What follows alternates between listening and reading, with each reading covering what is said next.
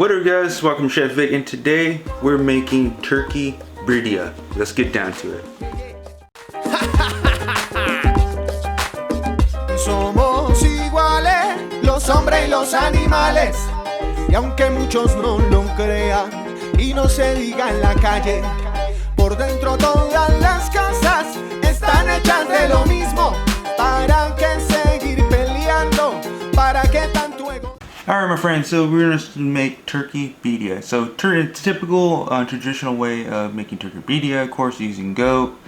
Nowadays we're using beef for it. It's those popular, birria being very popular lately, and those birria tacos, you know what I'm saying, they dip it, the corn tortillas, into the oil of the broth that gives, and then put on the flat top, throw some cheese, and throw the meat on there. It's so good, so delicious. So, but I'm doing this typical way of turkey birria. It's more cleaner tasting, delicious, lots of flavor, and it's the best way to cook turkey in my opinion, because turkey itself has a good flavor, but adding those chilies and that delicious broth simmering for a long time develops that beautiful flavor. So I'm going to show you guys how to make this turkey birria. So let's start the preparation. So guys, I forgot to mention one more thing. Now, to tell a good chili and good dry chili is they're flexible. If you got from the store and they break, normally that time they're stale and they're no good. But when you know it's a good dry chili and they're flex, they should be flexy, not breaking. The only time that you do that if you toast in the oven, and up to you to do that. But 9 out of 10, if they can flex, that's a good chili. That's a good batch of chilies right there. Alright guys, so now we're gonna cut some 2 yellow onions. Now these are gonna be rough chopped.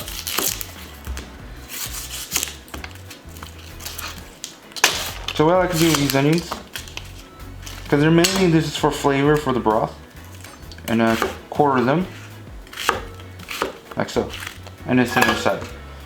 Because they're really just meant for flavoring the broth, because in the end, after we make the tacos, we're gonna garnish the tacos with finely chopped onions and cilantro. Alright guys, so now we're gonna season the turkey. I got turkey thighs. These has much flavor. They have a lot of good fat content than turkey breasts. But if you want turkey breasts, be sure to do it. But at least buy a set like these of turkey thighs. They come in 2s. So make sure you buy those, and this to add the fat that it needs and gives that flavor. So we're gonna season heavily with salt.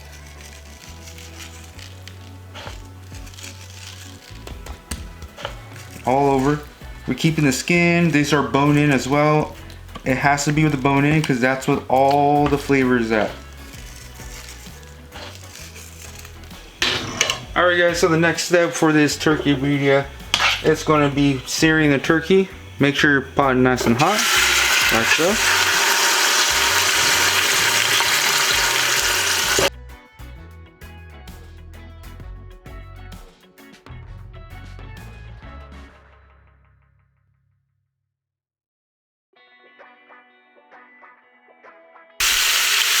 Alright guys, so I got the second batch going. Now it's time to add back to the first batch of turkey. Nice beautiful coloration. In it goes. Any resting juices in there. And then we're gonna add our onions.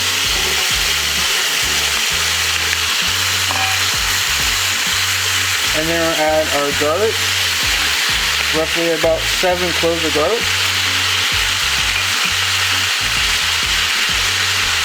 Alright guys, so here comes the different styles of methods of cooking birria. Now I like going a little more traditional. Half the time they don't add any like other types of broth, and I like just adding pure water to cover.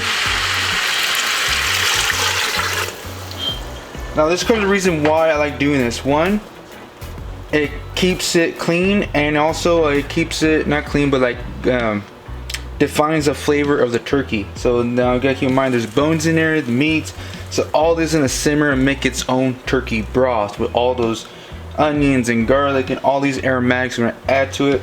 So that's gonna be very concentrated. I don't wanna take away any from the turkey at all. Unless you have turkey broth at hand, and that'd be perfectly fine. But I like doing this way, just adding water to it and boil, because it's gonna be boiling for a good amount of hours. So it's gonna have that concentration of that beautiful flavor of the turkey and the chili.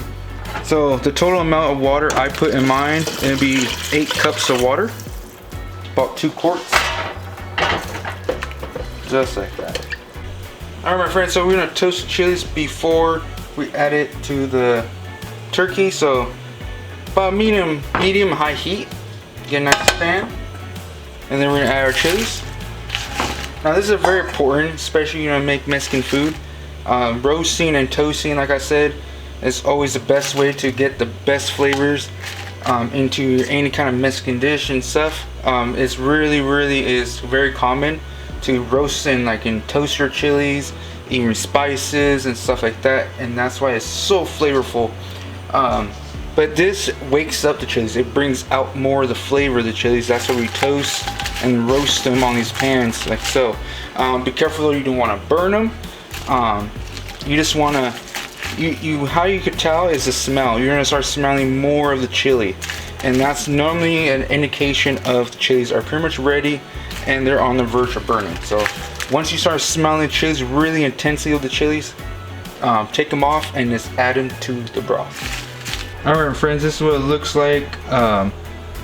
We toasted them, beautiful flavors coming off the aroma, and we added to the broth here. Now we want to bring this broth into a boil and then lower it down to a simmer, and then let's simmer for at least about 30 minutes or so, just enough till the chilies get soft, and then we're gonna puree it, and also then put it back into here and just boil till the turkey's nice tender, and then we're gonna add our aromatics. So my friends, we're gonna start toasting our aromatics and our seed spices and stuff. So to this beautiful pan, it's gonna be the same pan of the chilies, and this is gonna be my ultimate favorite. 1 teaspoon of Mexican saffron. That's optional. I found it in the Mexican grocery store. You could so you could check it there, or you could even pre-order at Amazon. And also inside here is 1/4 of a teaspoon of cloves. So add it in there, ground cloves. 2 teaspoons, see as it smokes nice and hot. 2 teaspoons of cumin. 2 tablespoons of Mexican oregano. Has to be Mexican oregano, but you can use regular oregano, you don't have it. 1/2 stick of crushed cinnamon stick. Beautiful flavors. 1 tablespoon of peppercorns. Keep moving the pan around. There's enough heat in this that will toast these spices up. And then we're gonna throw this in my coffee grinder, or aka spice grinder. Okay guys, next up I grounded my spices. Like so in my spice grinder, or again, coffee grinder. So we're gonna add pretty much everything. Just be careful, sometimes they don't grind every little bit here, so you have to check it. Okay, so everything in the pot, like so.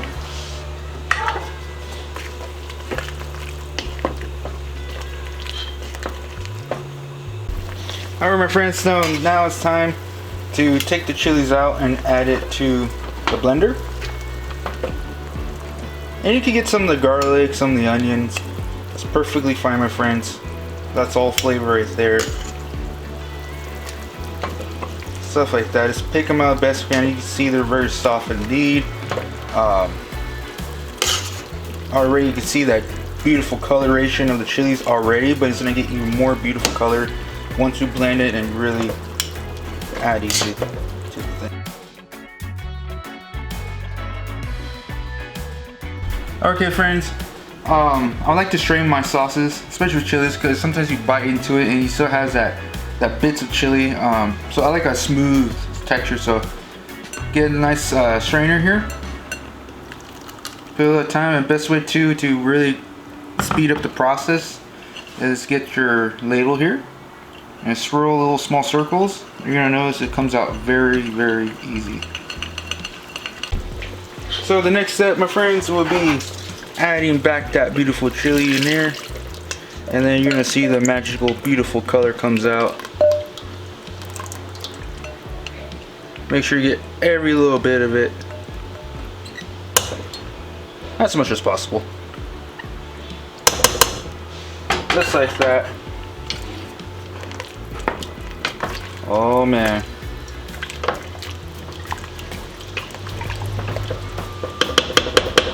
Really smells good. So I'm gonna add some more salt to this.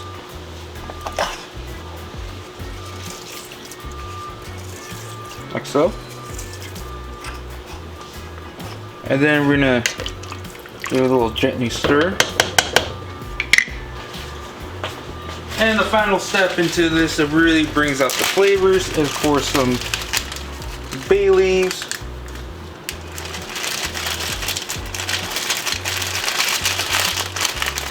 So we're gonna add 1, 3, and 4 bay leaves.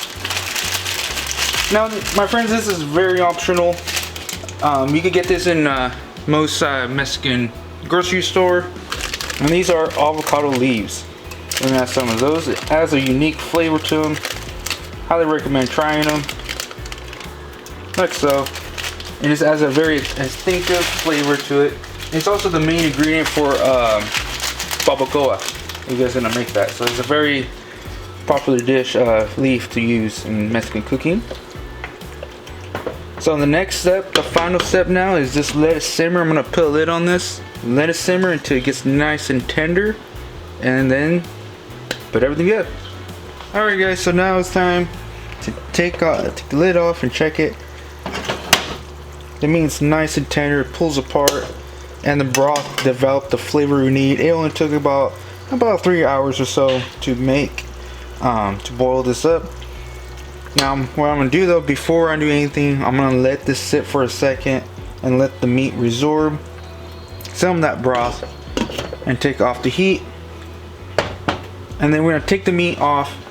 Alright my friends, so while that's resting, we're going to prepare some of the garnishes like the cilantro and onion. So I'm going to cue up the music, enjoy this. I'm going to chop this up, get all ready.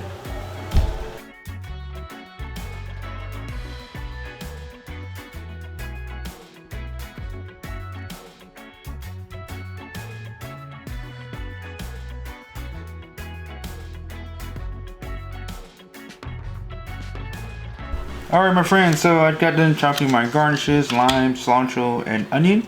I use yellow onion. You can use white onion or even red onion if you prefer, up to you. So here's some cheese I'm going to show you guys today that I'm going to use for these tacos as well. Of course I'm going to make the tacos. For garnish, of course, this is Guajillo cheese. Think of this as a Mexican version of Parmesan. Excuse me, the dogs. My neighbor's dogs are barking. But this is basically a Mexican version of Parmesan. And then we got the legendary Oaxaca cheese. Now this is also considered as Mexican mozzarella. It's very stringy, where it melts very beautifully, and it just, you want the ultimate cheese pull, this cheese will give it to you. So this I'm pretty much use. Again, this I'm gonna crumble up like Parmesan as best I can with my fingers, and this I'm gonna try and shred this up with my hands as well and get it ready, preparation for the tacos. Alright my friends, now I got the turkey out, and I'll show you how tender this baby is. Just falls right apart, flakes off easily, all that good stuff. Oh yeah, you just know this is gonna be good just by seeing this, right? And the broth isn't thick, it's slightly thickened because of all the marrow that came out of the bone, all that good stuff my friends. And just give you a little slow, look at that, clean off the bone, awesome. So what I like to do is set this guy aside. Okay, alright guys, so I'm going to show you, here's the final step. Just run your knife like this, and it's so soft that it doesn't take much, just a little sharp knife. And then look at this my friends, I'm going to give you a close up of this. And then you pour your broth, at least a half a cup, my friends, into that. What it does, it keeps your turkey moist. Give that a good toss. Alright, my friends, so we're gonna start cooking the tortillas. So like I said, into the broth. What this does, absorbs the oils on top and gives that beautiful red color that it's all famous and known for. Add it to that. Add the meat.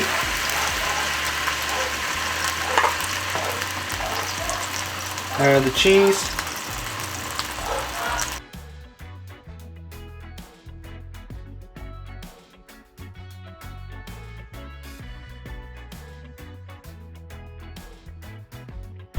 Alright, my friends, so let's finish these bad boys up.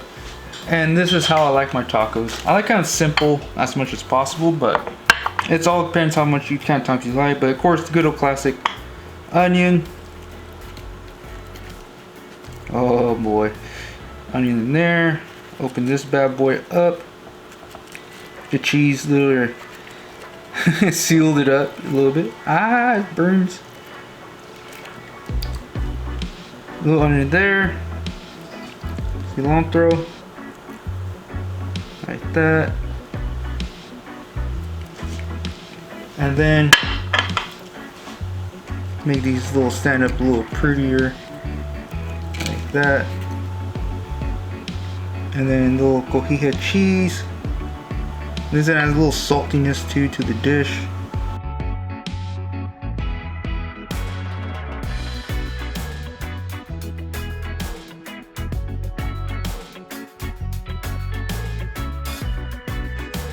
Alright guys, that was the turkey birria tacos right there.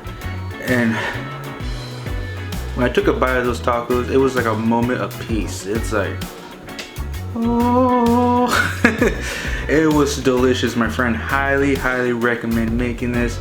And for those who like turkey or something like that, I think you guys will like that. And the turkey flavor is beautiful, pairs well with the chilies. Is so good. And the broth, whew. And these are the broths you can save. You can make menudo with it. You can do all kinds of stuff with it, my friend. So again, guys, hope you guys enjoyed this recipe. If you guys like this video, hit that thumbs up. It really lets me know you're enjoying my videos.